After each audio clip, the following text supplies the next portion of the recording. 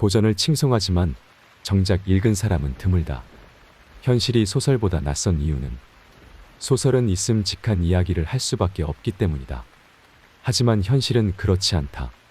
우리가 뭘 몰라서 공경에 빠지는 것이 아니라 확실히 알고 있다면 공경에 빠지지 않으리라는 착각 때문에 공경에 빠지는 것이다. 20년 후에는 당신이 한 일보다 하지 않은 일에 더 실망하게 될 것이다. 그래서 돛을 뱃머리 쪽에 매는 밧줄을 버려라. 안전한 항구에서 멀리 항해하라. 당신의 돛의 무역품을 잡으라. 탐험하고 꿈꾸고 발견하라. 앞으로 나아가는 비결은 시작하는 것이다. 지속적인 개선이 지연된 완성보다 낫다. 용기를 갖는 것은 위험을 감수하고 동정심을 가질 수 있는 힘과 겸손해질 수 있는 지혜를 갖게 될 것이다. 용기는 청렴의 기초이다. 인생은 짧다. 규칙을 어겨라. 빨리 용서하고 천천히 키스해라. 진정으로 사랑해라. 통제할 수 없게 웃고 웃게 만드는 것을 후회하지 마라. 이 인생에 필요한 것은 무지와 자신감뿐이다. 성공은 확실하다고 믿어라. 당신의 인생에서 가장 아름답게 될 기회를 매일 주어라. 세상은 당신에게 빚진 것이 없다. 세상은 당신보다 먼저 여기에 있었다. 하고 싶지 않은 일을 매일 해라.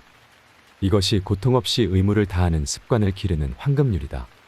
나는 누구에게나 그들이 원하는 것을 삶에서 얻는 방법을 가르칠 수 있다.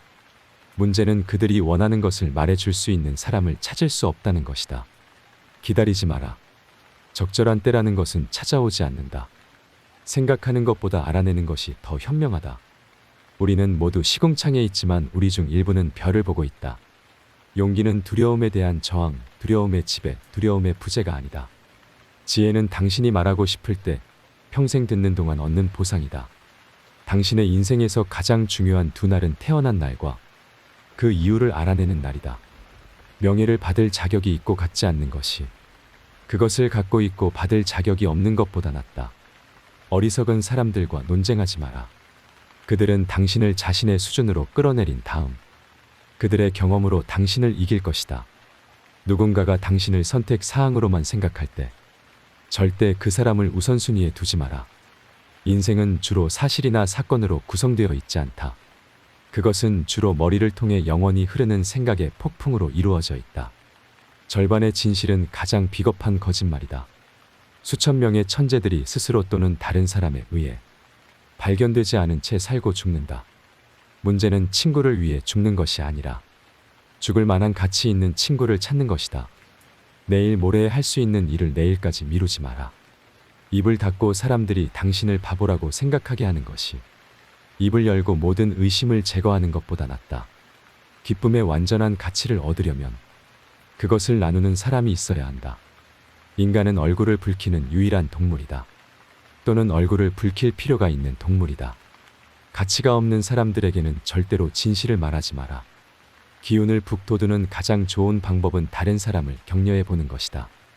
행동은 말보다 더 크게 말하지만 자주는 아니다. 당신의 야망을 얕보려는 사람들로부터 멀리하라. 작은 사람들은 항상 그렇게 하지만 정말 대단한 사람은 당신도 역시 위대해질 수 있다고 느끼게 한다. 올바른 일을 하라. 어떤 사람들은 만족시키고 나머지는 놀라게 될 것이다. 사람이 정직한지 알아내는 한 가지 방법이 있다. 다른 사람에게 자신이 정직한지 물어보라. 만약 그 사람이 예라고 대답하면 그가 비뚤어진 사람임에 분명하다.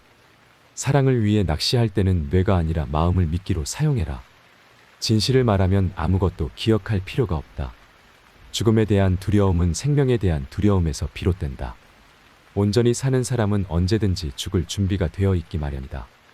다른 사람들의 습관만큼 개혁이 필요한 것은 없다. 나이는 물질보다 마음의 문제이다. 죽을 때 장의사도 후회할 수 있도록 살도록 노력하라. 설명이 길수록 이해하기는 더욱 어려워진다. 오늘은 마크 트웨인의 명언을 소개해 드렸습니다. 마크 트웨인은 미국의 소설가로 톰 소여의 모험의 작가로 아동 소설 작가로 한국에 잘 알려진 인물이지만 미국에서는 풍자 문학과 미국 문학의 아버지로 추앙받는 인물입니다. 그는 작품을 통해 자유로운 이야기와 함께 사회 풍자적인 이야기를 함께 제시하였습니다.